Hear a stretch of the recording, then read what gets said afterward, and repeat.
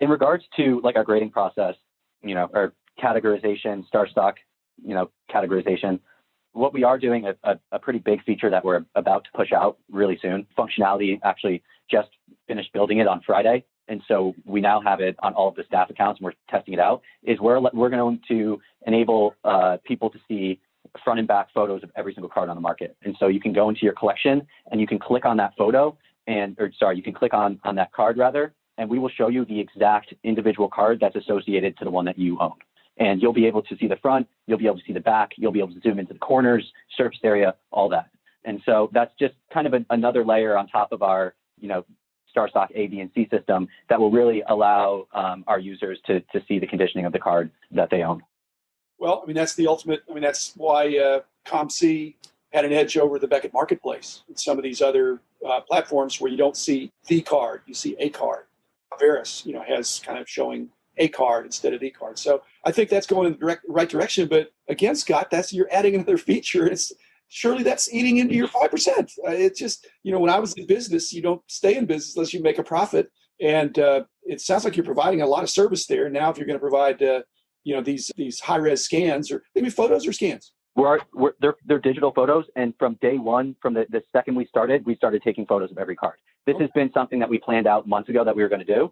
It's just, this is, the time when we're launching it. We wanted to, going back at earlier, we wanted to push out the MVP as soon as possible, get something to market. And so we started working on this shortly after we pushed the product live. But this doesn't add any expenses to, what we were already doing. We're taking a digital photo of every card regardless.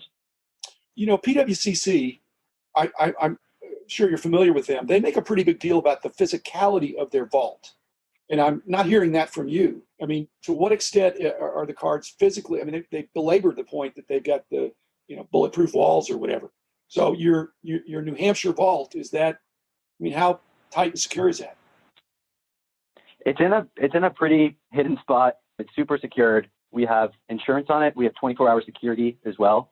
And it's a really secured location. We are already starting to plan out what our, similar to PWCC, I think they built it a couple of years ago. We'd love to build our own vault, but right now we are like renting out space and we have a very, very secure location.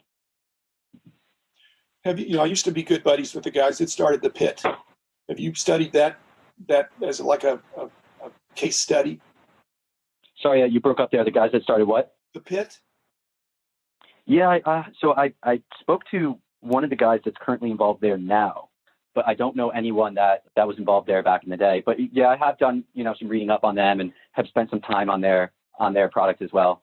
That's the closest thing to what you're doing, of what's out there, for being selective, of cards that have velocity and also volume. Your plan is, if something's a one of one, that's not, you can't, I guess you can corner the market by getting the one, but I think it seemed like you're one of the developments that's improved in the last year, even, that's in your favor, is a not glamorization of base cards, but base cards were not appreciated as much a year or two ago as they are now.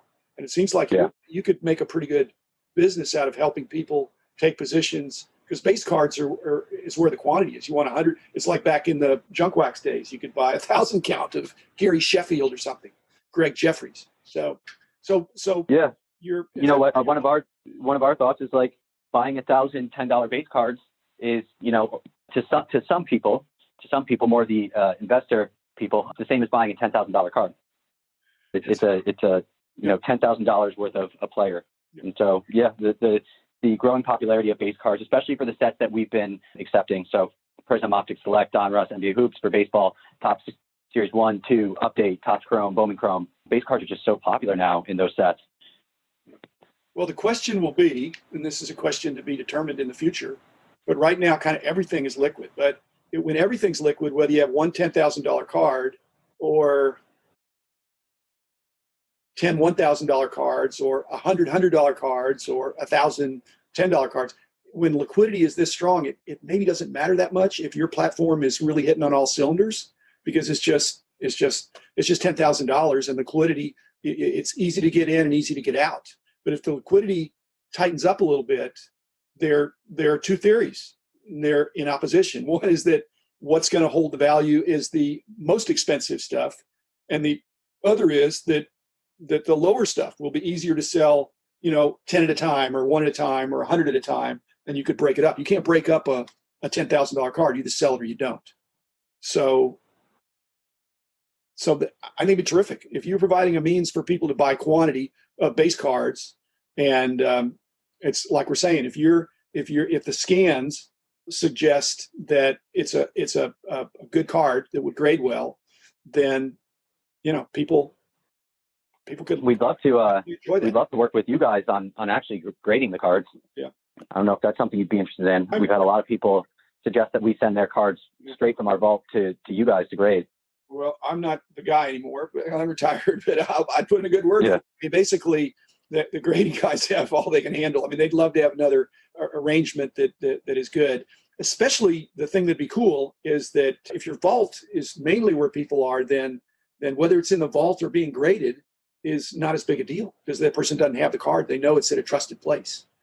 So exactly. And so we've had so many people reach out to us about literally just taking the cards straight from our vault. Hey, I just bought these 20 cards. Yeah. I was thinking about getting them shipped home to me and then I was going to grade them. And, what we'd love to do is just send them to BGS and then have them sent right back to us. Yeah. I mean, I agree, and I'm not the guy anymore. I'm retired, but, I think that'll be something they're interested in. I mean, basically they want to grade the cards and they also want to grade cards that are going to be selling, not cards that are sitting around and better cards. That's kind of a sort of a branding thing. So yeah. Who would be the person to get in touch with there now? Jeremy Murray. Yeah. Jeremy Murray. All right. Later this week anyway on something else, but they're good guys and they're sensible. Like I said, my company, we had a very entrepreneurial bent when I started, and then I've been gone for a while, but there's still that desire to create things and to make the hobby a good place and to make it. And like I said, I don't know that there is, if you wanted to corner the market, which is, unfortunately, like I said, that's a good problem to have, that people want to take a huge position.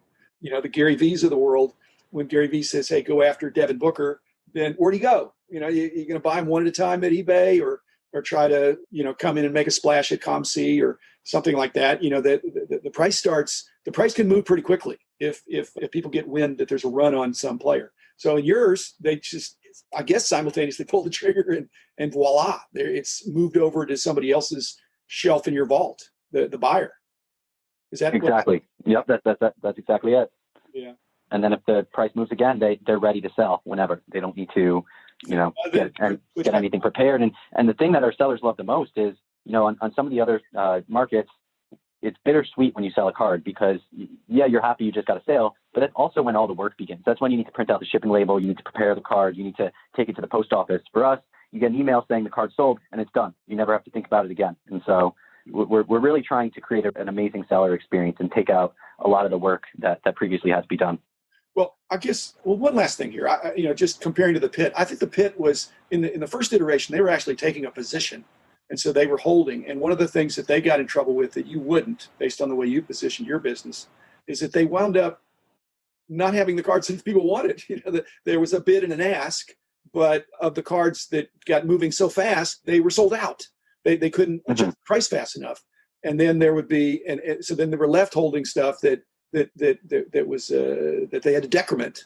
And the thing, and so, but you probably, by having, you're an intermediary, you're facilitating, these owners can put whatever they want to on there. If they see the price, they can adjust as they go. So that's probably a better, that's probably a better model. Make it, again, I just don't want to beat you up on this, but the 5% seems very kind to everybody but you. It just seems like a lot of either, if that's the case, then Tim Getch is may need to respond, and Beckett Marketplace and all these other places where nobody's less than 10%. I don't think, right? Auction houses, Yeah, not that I know of. Yeah. So anyway, well, Scott, like I said, I appreciate what you guys are doing. I'm a big fan of entrepreneurship, and in this industry, it's my experience is it's more complicated than it looks.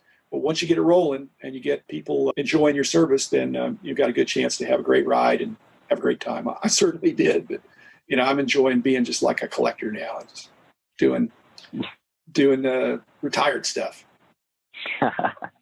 I bet. Well, I really, really appreciate you having me on. This was a lot of fun, and hope to do it again sometime in the future. Yeah, I'll see you at the National. And Mike, if Mike wants to jump in sometime, he's welcome to. Whatever. Like I said, I told my wife when I first started. She said, "Well, aren't you gonna run out of episodes or something?" I said, "I don't think so. I don't think so. There's so many interesting people in the industry and players and sets and everything, all the different sports. I'm not going to run out." So